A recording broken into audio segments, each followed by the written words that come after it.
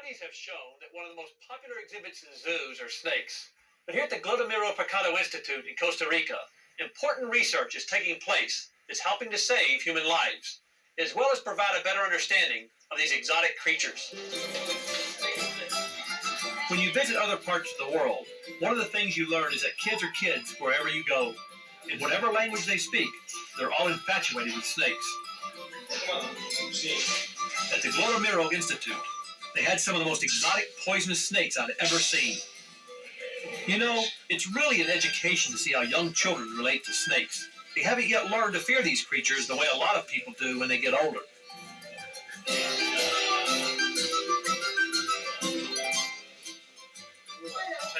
Their teacher told me that these kids had seen snakes at the zoo, but had never been to the institute or seen how venom was taken from snakes to make snake bite serum. Even with the deadly fer-de-lance, probably the most dangerous snake in Latin America, the kids were fascinated, not repulsed or frightened. Personally, I was glad to be on the safe side of the glass window. But Dr. Jose Gutierrez, the director of the institute, has spent most of his life on the inside working with these animals.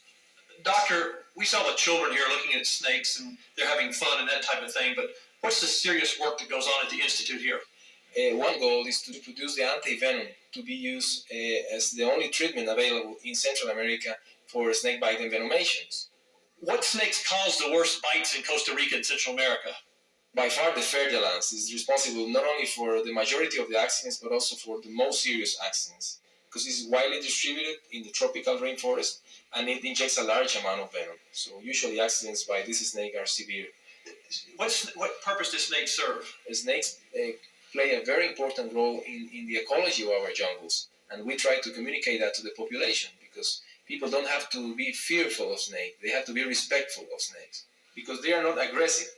Usually when a snake bites somebody, it's because that person stepped on the snake. The snake is not aggressive in principle, because for a snake, there is no advantage of biting a human being. Now, I certainly agreed with everything Dr. Gutierrez had said, but when they asked me to help them milk one of the fer-de-lances, my respect became even healthier. You want to hold the tail. Hold the tail? But take care with the... To produce anti-venom, you have first to obtain the venom from the snake.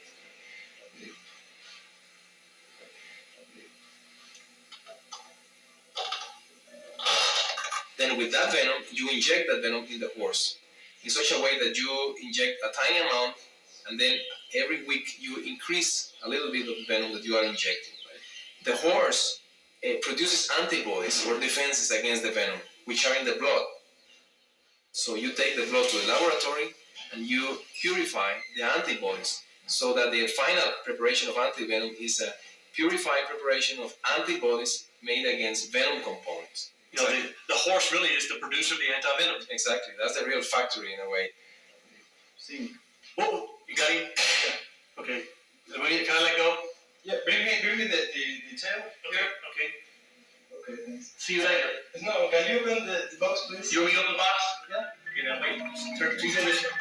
Because I want to be able to run and open the box. Yes. Okay, thanks. No, that's okay like this. Okay, like this. I'll move? Yes.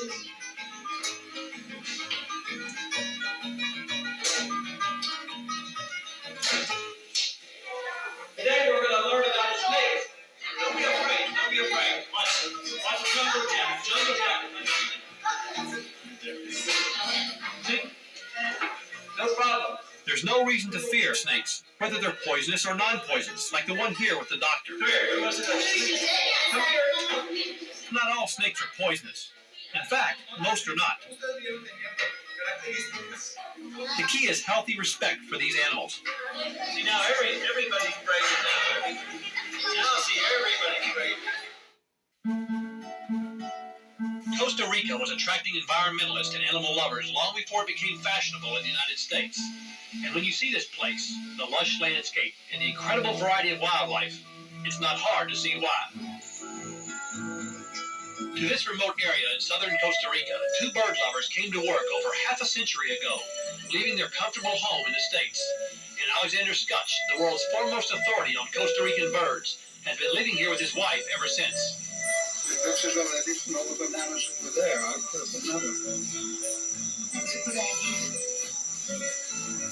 You've lived here how long in the jungle? 51 years. Right here at this very same house. Right in this house, yes. What was it like then, 51 years ago? There was much more forest and fewer people. Life was much simpler, cheaper, and I think more helpful. This is where you've always studied birds?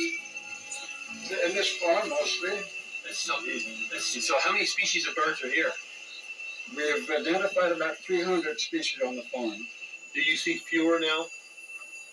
There are fewer, yes. It makes me sad. Why? What's happened? Well, deforestation, spreading of poisons, of pesticides and herbicides around.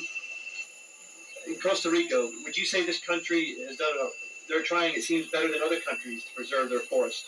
They're trying hard, but they're not trying to control population. Many years ago, Sir Julian Hudson said that somebody is to be greatly censured if the world population were to exceed 3 billion, and now it's on the way to 6 billion, I believe. It's more than this old planet can sustain. The Earth can only support a certain number of creatures, and if man becomes too numerous, some other animals have to disappear. If everybody lived like you did, with no electricity, and water out of the streams, and took a bus, the world would be much better off. It certainly would, I think. Instead of getting into a car every time you want to go 3 or 4 blocks in a city. Plus, look at your lawnmower here. Right? Doesn't take any gas. No, the lawnmower is self-powered, you might say. The lawnmower is powered by the grass it cuts. That's right. Well, I guess the time has come to go watch the birds. I think so. Let's go and sit on the porch. Oh, great. How many books have you written? Published about 26. Now, how did you write 26 books? Did you write by kerosene light? Oh, no, almost right by day and read by night. 26 books on birds. A number of the books are on birds. I've written some on philosophy. 51 years of bird watching that's produced pages and pages of valuable data that other scientists around the world can share. It takes a lot of love and caring to do something like that. When I was thumbing through one of Alexander's books, I stumbled on a quote that summed it all up for me. Life is a tree of many branches, he writes, none of which can become overgrown at the expense of the others, without destroying the symmetry and balance of the tree.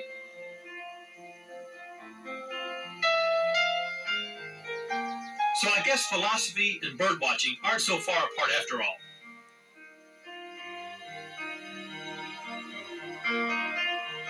Watching these incredible creatures, we begin to understand how interconnected all living things really are.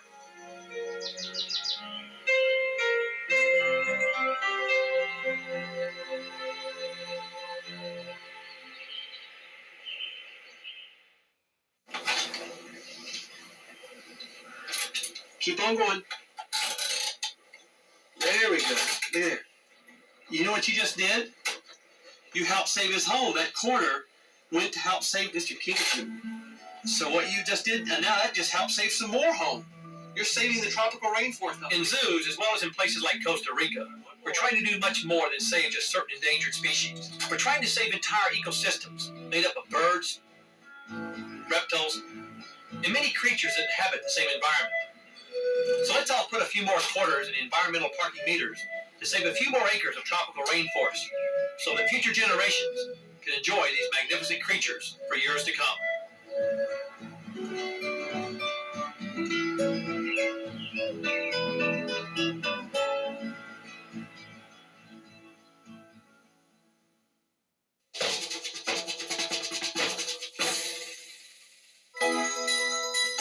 Anheuser-Busch Theme Park's Conservation Moment.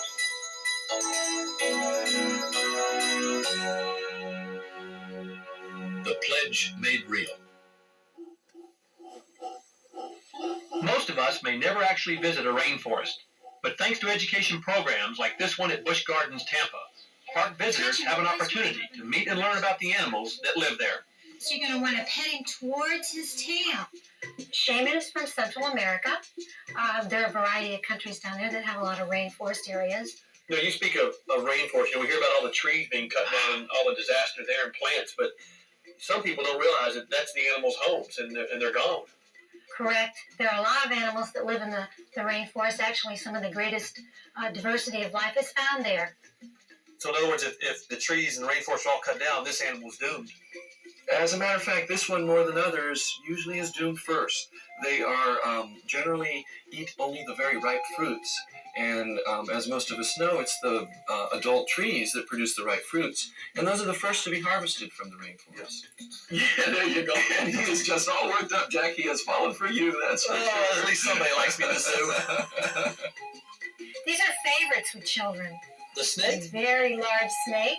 Who is this, Boa Derek? This is a boa constrictor. So in other words, you're teaching the children from an early age not to have this fear that a lot of adults seem to have today. People pick up their parents' fears.